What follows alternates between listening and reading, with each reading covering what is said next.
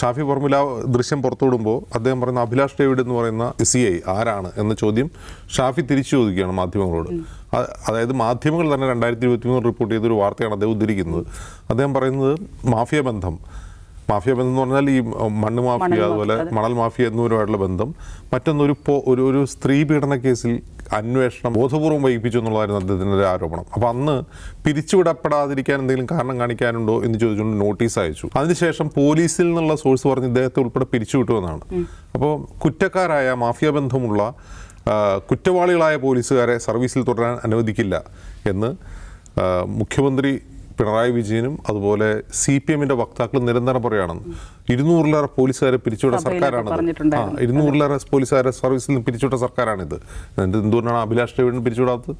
അപ്പോൾ അതിന് മറുപടി ഇപ്പോൾ ലഭിക്കുന്ന മറുപടി എന്താണെന്ന് വെച്ചാൽ അയാൾ കാരണം കാണിച്ചു. ഏത് മാഫിയ ബന്ധത്തിനും ഈ കേസ് അന്വേഷണം വഹിച്ചതിനും കാരണം കാണിച്ചു, സർക്കാരിന് തൃപ്തിപ്പെട്ട് തിരിച്ചെടുത്തു എന്നുള്ളതാണ്. അമൃത പോലീസിലാണെങ്കിൽ അമൃതയ്ക്ക് കുറ്റവാളികളായിട്ട് ബന്ധമുണ്ട്, അമൃത മാഫിയ ബന്ധമുള്ള ഒരു പോലീസുകാരിയാണെങ്കിൽ അമൃത പിരിച്ചുവിടണമെങ്കിൽ നിങ്ങളെ പിരിച്ചുവിടാതിരിക്കാൻ എന്തെങ്കിലും കാരണം ബോധിപ്പിക്കാനുണ്ടോ എന്ന് ചോദിക്കും.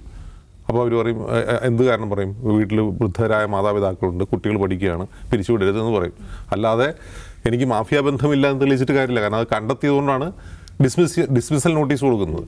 അപ്പോൾ എന്ത് മറുപടിയുടെ അടിസ്ഥാനത്തിലാണ് അഭിലാഷ് ഡേവിഡിനെ തിരിച്ചെടുത്തതെന്ന് സർക്കാർ വെളിപ്പെടുത്തണം.